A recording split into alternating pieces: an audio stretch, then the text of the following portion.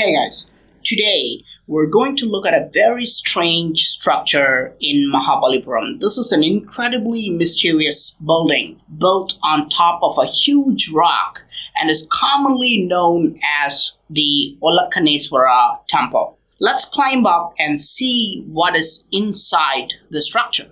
Archeologists confirm that this is at least 1,300 years old, and it could even be much, much older. Why was this structure built on top of a slippery boulder? Perhaps we can understand this once we see the main idol inside the temple. There is a metal door and it is locked. Let's look at the idol inside. There's a huge pillar in the middle, and there is no idol inside. This is just extremely unusual for a temple. Just a pillar in the middle. But wait, there is something on the left.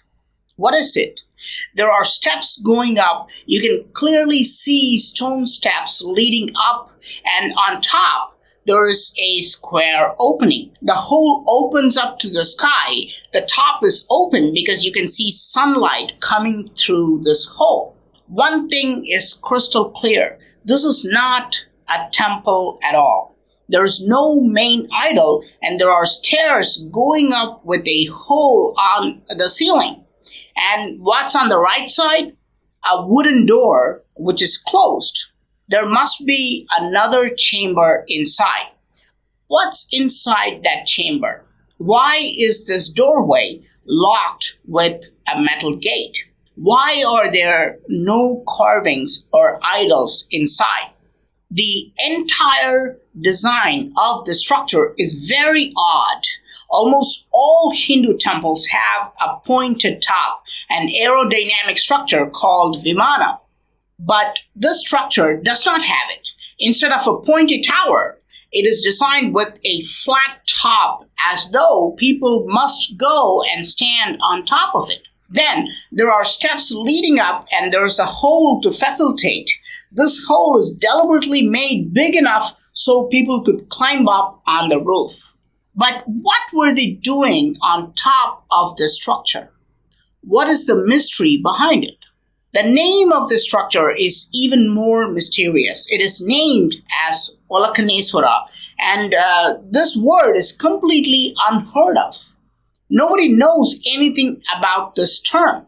The word Olakkannesvara comes from ancient Tamil language, which means the one with three flaming eyes. And I think it means Lord Shiva because he has three eyes. But there is no idol of a three-eyed Shiva inside, and there is no Vimana. So why is this building called Three Flaming Eyes? Perhaps we could understand the purpose of the structure by looking at these carvings. The most bizarre carvings are the guardians on both sides of the doorway. They're very unique because they're facing sideways. These guardians are called Dwarapalakas, and I have shown you so many of these statues in various Hindu temples. They are supposed to look directly at us, facing away from the doorway. However, they're facing sideways, and they're shown folding their hands and intently looking inside the chamber. Something exciting must be happening inside because this is a very strange depiction. And on the walls, there are even stranger carvings. Who are these little guys? What are they holding in their hands? Each one is holding a conch shell. These guys are ready to blow the conch and make a sound to signal someone's arrival. The expression on these little guys is awesome. They're keenly watching something in a distance. What are they observing? Who is arriving? Are they looking for aliens from distant space? Walking around, I can see more little guys holding conch shells. And on top of them, there's a guy pointing with his forefinger. He's pointing to a distant object. His expression is rigid, as though he is a strict officer. Underneath him, these two guys are ready, both wide-eyed and firmly looking ahead, ready to blow the conch shell and make a siren-like sound at the officer's command. What are they looking for? Here's another one with the same motif. Why are the walls carved with these officers and little guys? We simply do not understand what the ancient builders are telling us, and carvings are the clues which can help us understand what the structure actually is. Here, this is a very interesting carving. This is a form of Lord Shiva sitting in a meditative posture. The ancient builders could have carved any of the hundreds of avatars of Shiva, and this is not the most popular form of Shiva. So why did they put this carving on this wall? Of course, experts will tell you this is what the temples are all about. Various gods are carved to make you worship them. But ancient structures were built for scientific reasons. This deity was carved here to show you the direction. This carving always points exactly to the south. This is why he is called Dakshinamurti, which means the one who faces south. The word Dakshina means south in ancient Sanskrit. Let's go on the opposite side and look at what is carved there. This is just spectacular. Here, King Ravana at the bottom is shaking Mount Kailash. And on top of Mount Kailash, you can see Shiva. What is so spectacular about this, right? This is the carving that shows the direction of north, because Mount Kailash is exactly to the north from here. If you take a map and mark Olakkannesvara structure in Mahabalipuram and draw a line to Mount Kailash, it's almost perfectly aligned to the north. What we are looking at is an incredible mix of science and spirituality. These are carvings of Shiva, but they are intended to show the exact directions. We have forgotten the science, but a layman who lived here 1,000 years ago would instantly understand the directions when he looks at these carvings. But why does this structure need to show the exact directions? Let's take a few steps back and observe this structure from an architect's perspective. This is built on a huge boulder which is already 30 feet tall. And look at the shape of the rock.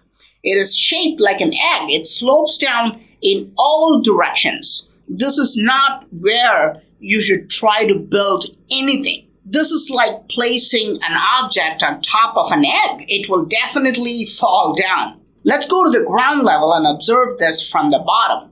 Look at how they've constructed the base here. They have put stone blocks on a curved natural rock and made a flat base first before constructing the structure on top of it. Why go through all this hardship? Why did they not just build it at the ground level? The architect chose to build this structure here because its location and its height must have been crucial. This location and this height was needed for a specific reason. And look around, this is the tallest ancient structure found in this entire area. So, what is the secret of Olakkannesvara?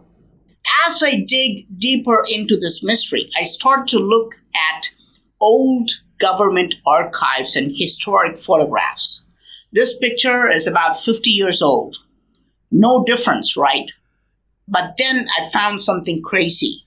This photograph was taken 130 years ago. It was taken by a British officer in 1890. And this is mind-boggling because it shows that originally there was a dome on top. Today, it's not there. And not only that, there is an arrow on top of that dome which shows directions. Yes, this was an ancient lighthouse. Now we understand why this structure was specifically built on top of a rock directly overlooking the coast. You can see the beach clearly standing from the Olakkannesvara building. This is an ideal spot to watch the entire coastline and guide all the ships and boats arriving. Of course, Mahabalipuram was an ancient seaport dominated by Tamils. The Tamil people have an extremely long history, and India is surrounded by water on three sides. And ancient Indians have always been experts in navigation for thousands of years. This is an original photograph I found from government archives, and it's interesting how things have changed. This dome on top is now gone, but if you look below, there is a temple at the bottom, and you can see the temple priest standing there and posing for the photograph. Most people think Mahabalipuram rock cut temples were abandoned for many centuries and they were taken up by the archaeology department in the last 100 years. No, just like most structures in Mahabalipuram, this temple was also a working temple with all the rituals at that time, a practice that continued for more than 1,200 years. It became an archaeological site only in the last few decades. And the structure on top was an ancient lighthouse which also operated continuously for more than 1,200 years. Now we can understand why this structure was specifically built on top of a huge boulder on the highest altitude in this area. Now we understand why the gods have to show us directions of north and south. Now we realize why there is no idol inside the building. And now we know what the officers were looking for in a distance and why the little guys were ready to blow the conch. Every time a ship came to the port, the officer would give a hand signal and the people would be alerted by the sound of the conch shell. A huge fire was set up on top of the structure, which would be visible from miles away. It could be some advanced technology, but it could even be a simple giant burning torch. We know ancient Indians used giant metal containers with oil and sometimes giant wicks to have a continuous burning flame. Even today, sometimes they still burn a huge fire all night with this technique. This flame lights up the entire town and is visible from miles away. And this is the reason for the steps going up to the ceiling. They had to go up to light and maintain the fire. When Europeans started to come to India regularly in 1500s, they were pleasantly surprised to see this ancient lighthouse. The British were almost the last of the Europeans to reach India, and when they brought this area under their control, they modified the ancient lighthouse. They replaced the old fire model and built a new dome and put arrows on top. British officers have clearly recorded that they used this as their lighthouse for some time while they began constructing a new lighthouse. And this is the new lighthouse they constructed in 1900. And look at the location. It's only a few hundred feet away from the old lighthouse. The British were surprised that ancient engineers had already found the perfect location with the highest altitude. And some of you may think that the Olakkannesvara structure was originally just a temple and the British converted it into a lighthouse. But I found an old map which shows the Indian coastline. This is not a British map. It's in Portuguese, Dutch. This map was drawn in 1602 and the British did not even come to India yet. And here you can see the words Das Lampadas, meaning the lamps, right next to Mahabalipuram. This confirms that the lighthouse was operational to guide ships and boats even before the British arrived.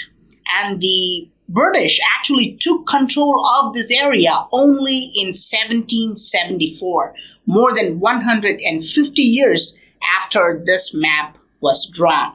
But there are more interesting details about this ancient lighthouse and harbor. I found this in a nearby museum. You see what this is? Things like these were found in the ocean near the beach in Mahabalipuram. I don't know if you can guess what this is. This is an anchor made out of solid rock. This may be a replica, but several ancient stone anchors were found in Mahabalipuram, each one weighing tons. And these anchors were used to bring the ships to a halt because Mahabalipuram was an ancient seaport and a harbor. Look at the base of this. This looks a little bit different from modern anchors. And they have also found metal anchors in the beach as well. They are in poor shape because metals disintegrate, unlike the rocks, which have a much longer life. And Marco Polo, the famous Venetian traveler, wrote about Mahabalipuram when he came on a ship 700 years ago. He called Mahabalipuram as the land of 7 pagodas because of the temple towers near the coast. So this clearly confirms that Mahabalipuram was an ancient seaport and Olakkannesvara was the ancient lighthouse. But I still don't understand why they call it Olakkannesvara. Where are the 3 flaming eyes of Shiva? Even if you think it's the fire on top of the lighthouse, there's only one flame. Where are the other 2 flaming eyes? Perhaps the secret lies inside this closed door, which could give us a clue. So I started to go back several times, and one day I found the door open because I guess there's some maintenance work going on. But there's nothing inside, it's empty, and I still do not understand where the 3 eyes are. While re-examining the temple, something caught my eye. What is that strange pattern in a distance? It is carved just about 100 feet away from the lighthouse. This looks very interesting. It's a square-like design which extends on all 4 corners, resembling a layout of something. Of course, mainstream experts will easily dismiss it as an unfinished carving. They will claim that sculptors began carving this and they only carved the outline of the panel, and before they could finish carving the figures, suddenly there was a war and the sculptors stopped working and ran away. After all, this was ancient times and people were living a barbaric life which was full of war and chaos. Sounds convincing, right? Usually, we may have to agree to this story, but here we have more evidence that this is something else. Did you notice these small little things in the corner? Guess what they are? They are iron pieces driven into the bedrock. Yes, they are ancient nails or rivets. What the hell are they doing in these corners? In fact, if you look carefully, larger holes have been drilled first, and then these iron rivets have been driven in. But not just in one corner. Look here too. Rivets, nails are all fasteners, which means there was something else fastened to this bedrock. What was here 1,300 years ago?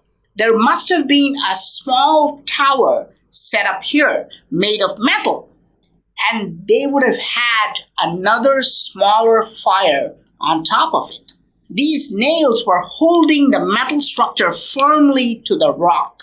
Guessing from the size of the base, this tower would be no taller than 5 feet and must have held a burning torch a flame on top of it. It would be very wise to have a backup light if the main fire goes off in Olakkannesvara for any number of reasons. This would have been a backup lighthouse. But there is something more that we need to see. What is really on top of the ancient lighthouse? What does it have now? Of course, this is the old lighthouse. So this is the tallest structure in this area. So how do you see what is on top of it? But this is the tallest ancient structure. And we have a newer structure, right? The new lighthouse, which is taller. So let's climb the new lighthouse and then look at Olakkannesvara from there. From the top of the new lighthouse, the view is just amazing. But see what's on top of Olakkannesvara. 2 maintenance guys are working, but it's just a flat roof with a square hole in the center. There's nothing else. I'm disappointed. But what else can you expect from an old lighthouse? But there, can you see something there? There is another square pattern carved on the bedrock about 100 feet from Olakkannesvara. It looks identical to the previous one we saw before, and I'm confused. But this one is on the opposite side. Let me show you the other carving again. There was a lot of steps and I had to walk a little bit to examine that carving. In this side, there are only 3 or 4 steps and you see the same square carving on the bedrock. This was another smaller tower with a burning flame on top. I think I just figured out why this was called Olakkannesvara. 2 eyes on 2 sides, both at a lower level, and in the middle, a giant third eye, the bigger source of energy and guidance coming from the higher level. The third eye of Shiva is going to illuminate your world and it's going to guide you. I mean, literally guide you if you're sailing on a ship. It will save you from hitting the rocks and reach this Shiva, the land, safely. This is just incredible. There's no doubt that ancient builders were godlike figures. They could blend science and spirituality in a way that we can no longer do. Forget about creating something like this. In fact, we are not even able to understand their creations. I have actually rediscovered why this is called Olakkannesvara and what was the purpose of the site. For the last few centuries, nobody knew why this was called Olakkannesvara until now. I am Praveen Mohan. I hope my findings were of some value to you, and I hope you can share this video with your friends. Thanks a lot for watching. Don't forget to subscribe, and I'll talk to you soon. Bye.